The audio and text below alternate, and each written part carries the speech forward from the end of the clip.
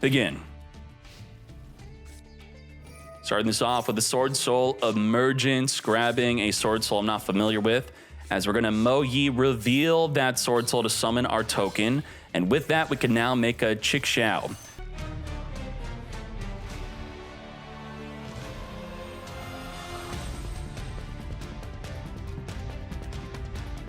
Beatrice not on the ban list, by the way, as we send from the deck a transaction rollback. And with one Beatrice, that fulfills the entire requirement of the transaction rollback to copy any trap you want from the deck, as we're going to be using the Call by the Grave to finger that maxi in the draw phase, as the Beatrice now sends from the deck probably the Shiranui trap, right? Let's find out. Yes, it is. The Shiranui trap is a full turn floodgate, which states that neither player could special summon from the hand, the deck, or the extra deck for the rest of the turn, which we are now using. So what's missing? The graveyard. You could still summon from the grave. We're going to Ash Blossom negate the legendary Fire King Ponix. Negate. Now we could still set up with the Skyburn here. We're not setting it up. We're using it right away, wiping the map and ending our turn.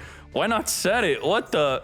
Ponix add back to the hand. We have no play after that. Ecclesia off the top of the deck as we summon for the deck a Mo Yi, reveal the Long Yun, summon a token here, make our level 8 Baxia.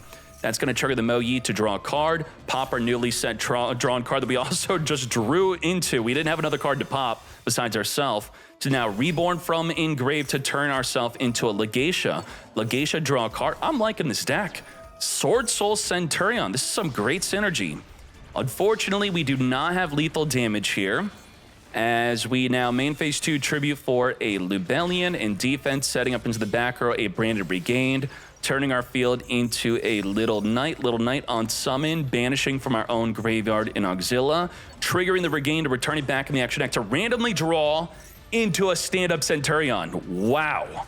Self-triggering the Regain to draw into stand-up Centurion, to set up a Trudea, to then set up a Chimera, to then come forth and summon, search a Chimera into a Wake-Up Centurion to summon a level 8 token. That was randomly amazing.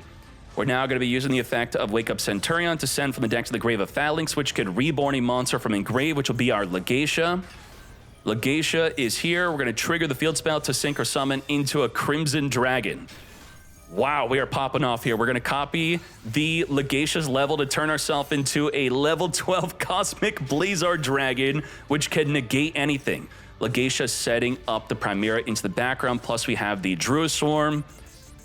So you may be asking, why is this deck popping up out of nowhere? It's probably because Serenade is now fully unlimited, and you could truly go all in on the Bystials, play as many as you want. None of them are restricted, right? Is Druid Swarm restricted? Not even Druid Swarm is restricted.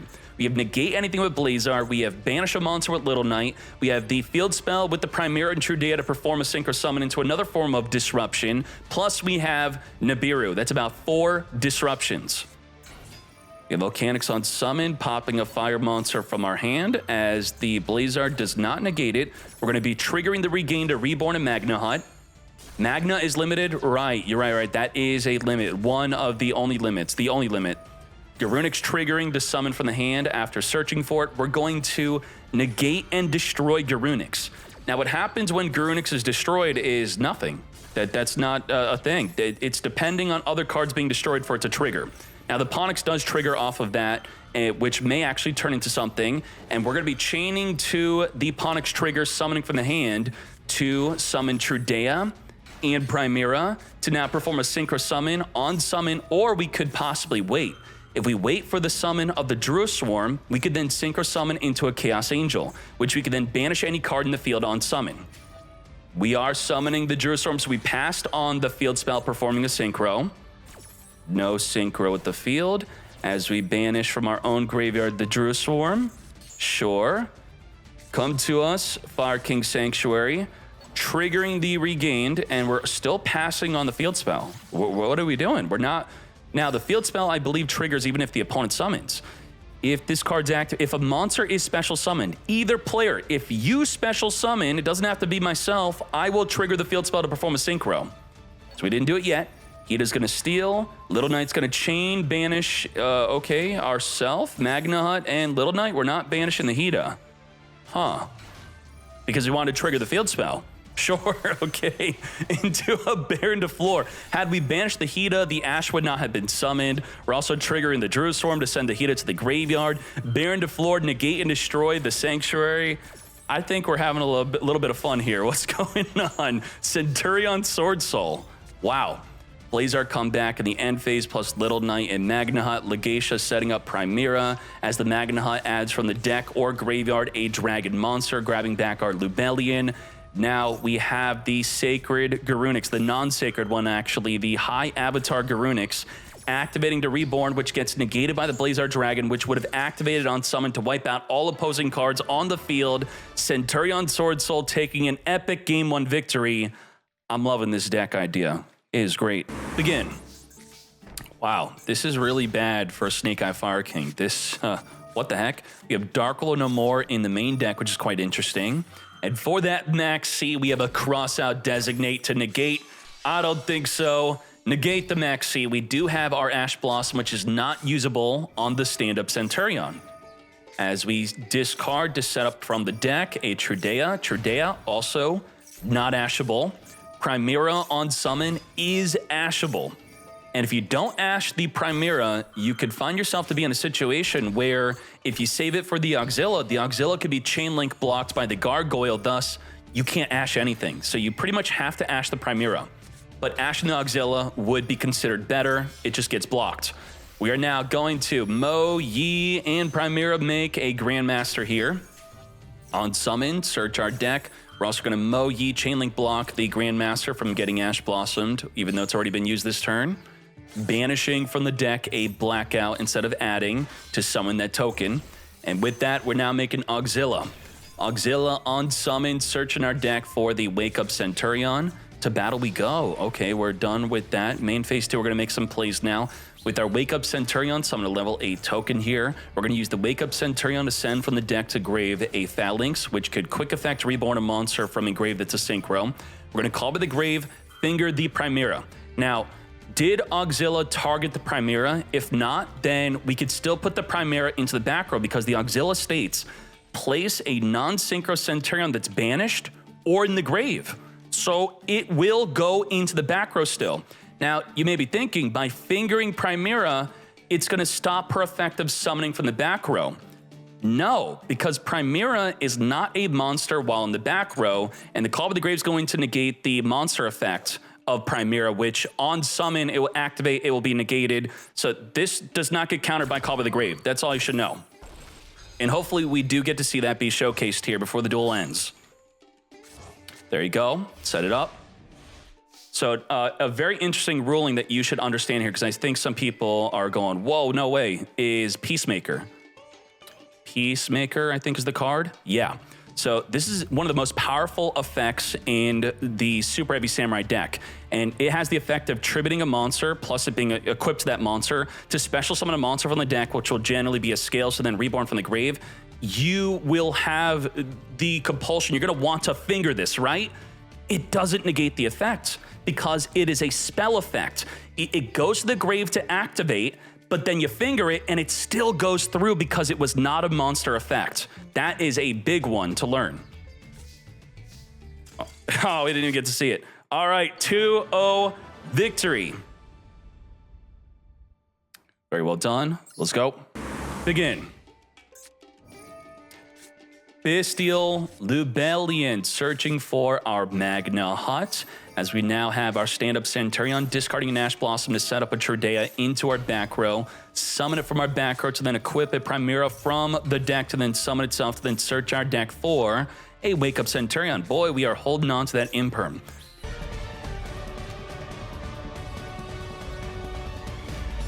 Imperm on Magna Hut instead.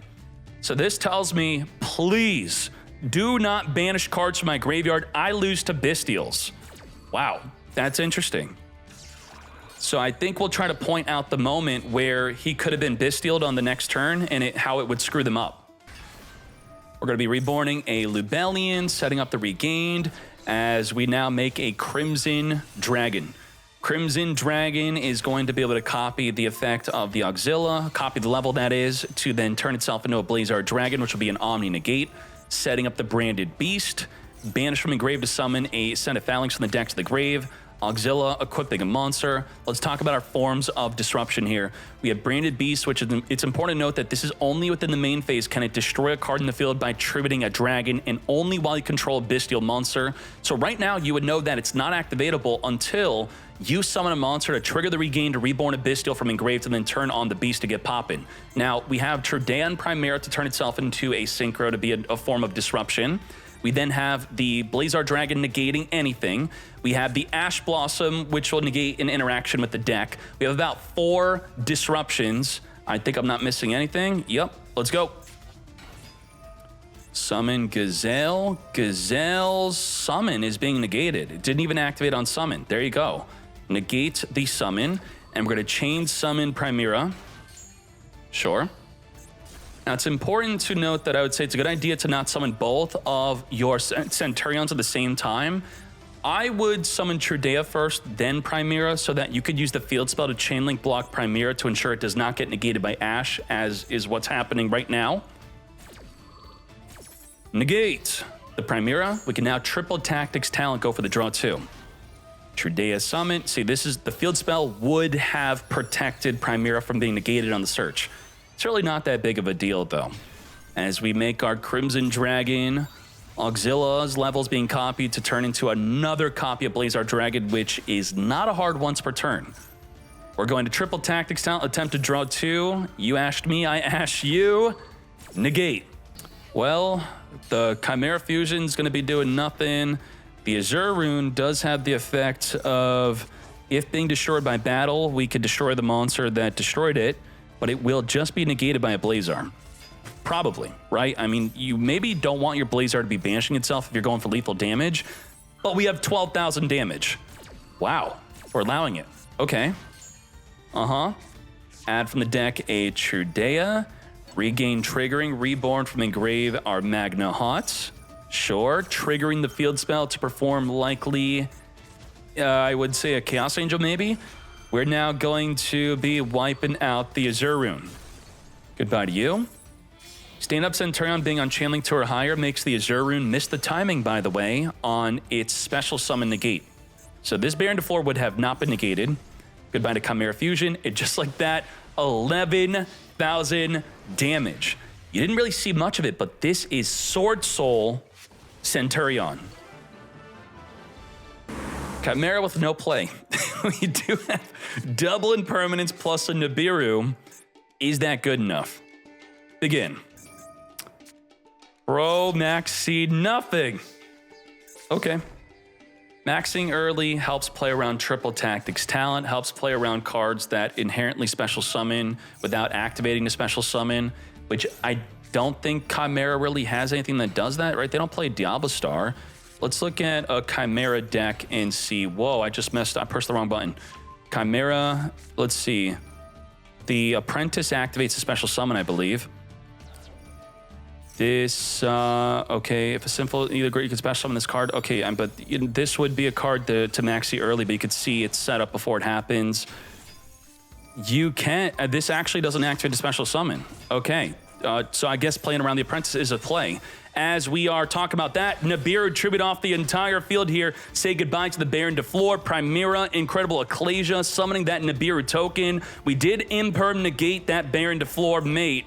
As we now summon a Baldrake, banishing our own Ecclesia. We're going to use the Wake Up Centurion, send from the deck to the grave a Phalanx. We're going to be using the Ringo Worm to summon onto the field a token.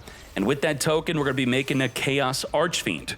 Chaos Archfiend is here at 4,500 attack. We're going to imperm, negate the attack but boost, and you're still forced to attack. You do not gain a replay on that, but you're triggering the other effect to summon a Chaos Angel.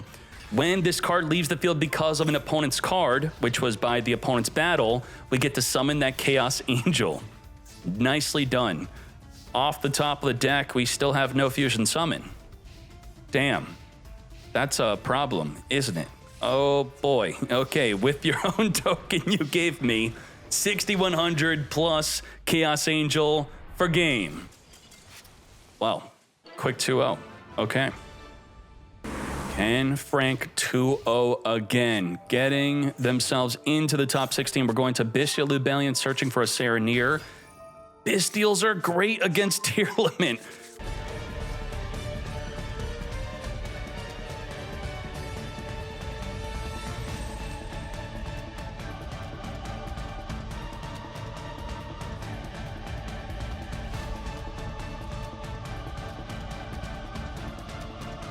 As during the end phase, we're setting up the Chimera plus a Regained.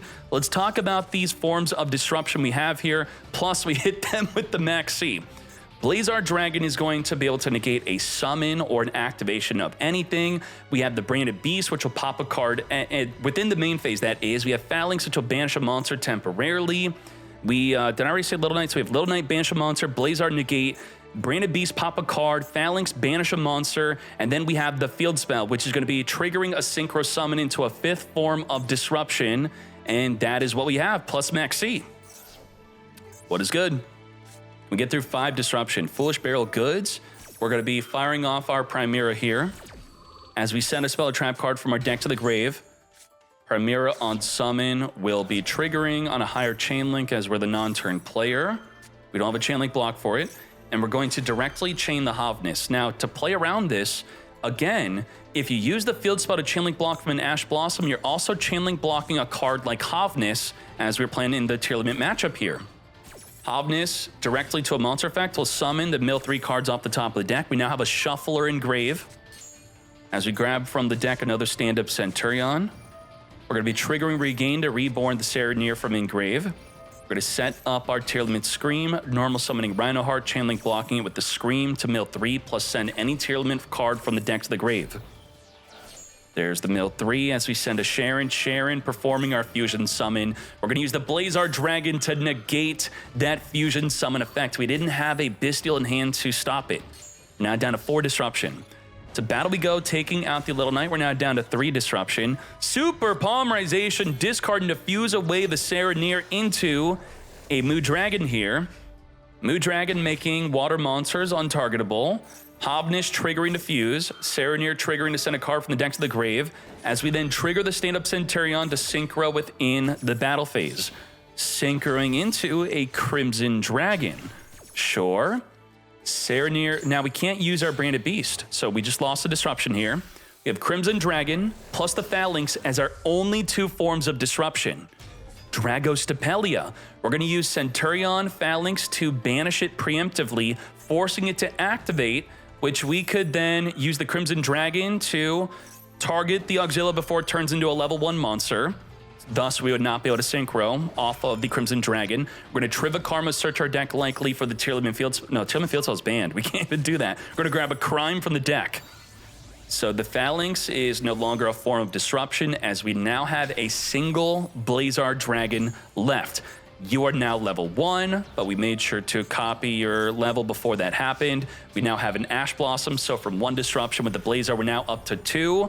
Now, the Typhon states that the Blazar Dragon cannot activate its effect, but the Blazar Dragon can still activate its effect. How? Because it can negate the summon. I don't think we're doing that, though. Oh, we're doing it. Yep, we're cheating. 3,000 or more clearly activates effect while Typhon was visibly on the field. You saw it here. As we now go into game number 2. We now get to go first. Tier Limit Grief is essentially a Foolish Burial for tier limits. Thus, Ash is going to negate that fusion summon play that they likely were attempting to do.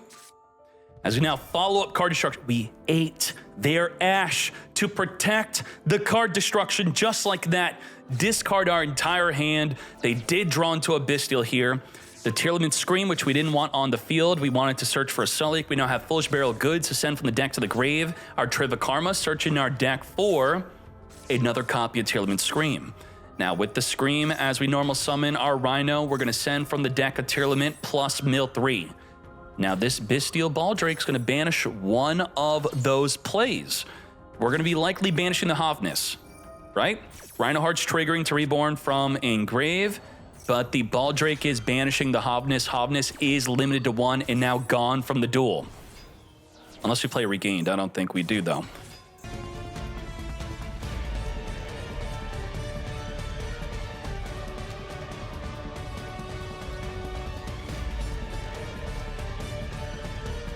Now let's talk about the forms of disruption. Let's grab a card off the top of the deck first. It's just a Max C, which is semi-limited. We have Meta Noise, which could flip a monster face down, plus perform a fusion summon. So it's a double disruption in one card. We do have Baron to Floor, which will negate anything. Also, in the graveyard, I don't know if you caught it, there is a Fairy Tale Snow, which will be able to flip a card in the field face down. That's another form of disruption. Plus, we have the Black Goat Laughs.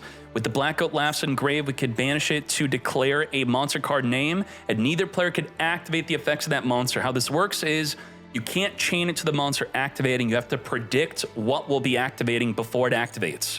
So let's see what's good. Imperm onto the Baron to Floor. We're now down to 4 disruption. Chimera, we're going to be chaining the Tearlament Scream. We could not Black Goat Laughs the Chimera here. As we mill 3, Shadow Beast, draw a card. Crime will be recycling the banished back Hovness. So there you go. Hovness is back in circulation. Sure, add back to the hand. We got to be careful about activating a monster effect on field, as the Hovness will directly chain link to it. We're going to Meta Noise, flip down the Chimera to then trigger a fusion summon. So we're going to send a Rhino, get flipping. Rhino is going to be reborning, discarding Sharon. Sharon's going to be performing our fusion summon.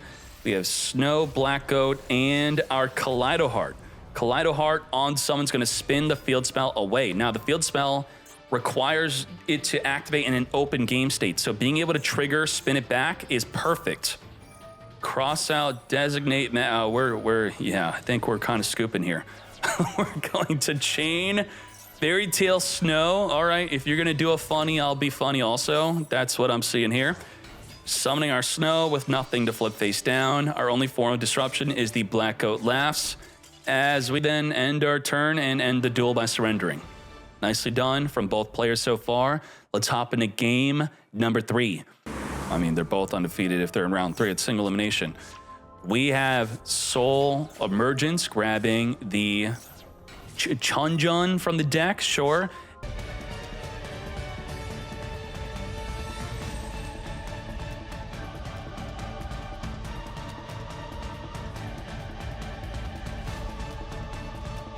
Now, Call by the Grave, I generally don't count this as a form of disruption, but against Tearlament, it definitely is. So that is 1 negate by fingering anything in grave. We have Blazar negating a summon or negating any effect activation. We have the back row Chimera and Trudea, which will perform a synchro with the field spell into a form of disruption. We then have Nibiru. And if the Legatia is ever sent in grave, it is a form of disruption. The Phalanx could reborn the Legatia, and a card like Legatia, what you would really want to check for is, does it trigger on Synchro Summon or Special Summon? And this states on Special Summon, you get to destroy a card in the field. Will it actually be sent to the grave though? I don't know. I'm not going to count that as a form of disruption. So we're at 1, 2, 3, 4 disruption, maybe 5. Fairy Tale Snow flipping down the Blazar Dragon. Okay, Blazar not negating and destroying. We're going to summon a Rhino from the deck and then send it to the grave, as we then finger that Rhino, as we're now down to 2 disruption and at 2 summons. Almost 3 more to get ready for that Nibiru. Nicely done. Our triple tactics talent is not turned on right now, as we Destrudo special summon into a Deep Sea Prima Donna. We're now going to Chunjun quick effect, getting the Legatia engraved to then turn it on as a form of disruption. So there you go. I guess that's the combo. Phalanx engrave plus a Chunjun in hand is how you get Legatia engraved to then reborn it to pop a card on the field. This is a quick effect to tribute the monster. And this quick effect tribute special summon can trigger the field spell if we have a valid synchro summon. I love it. And we're doing it right now. Phalanx reborn the Legatia. This deck's amazing. I love it. Legatia on summon, taking out Prima Donna. Prima Donna triggering to add the Rhino Heart that's banished back in the deck. We're now going to be special summoning our Chimera. And, you know, Triple Tactics talent's already been turned on because the Chunjun. We're going for a draw 2 play. For that draw 2 resolves, let's summon our Trudea. And on the resolution, let's trigger our field spell. Possibly. No, we're waiting. No field spell trigger. It could trigger off of the opponent's special summoning, so there's no rush to do it yourself if there's nothing on field to make a good play off of. We are going to be making a Mood Dragon, making our water monsters completely untargetable, banishing our entire hand plus graveyard to summon a Fairy Tale Snow into a Nibiru. We could have Dugaris drawn 2, then discarded for a big YOLO play, as we definitely do play Dugaris, yep.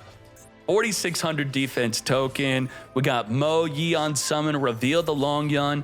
There's a lot to this deck. I was gonna say I'm not a fan of Chun-Jun in this deck, but I saw it make its play. I'm not a fan. And it also makes Beatrice. Beatrice was not banned. Lethal damage to the Blazar. And just like that, we have Swordsoul Centurion advancing into the top 16.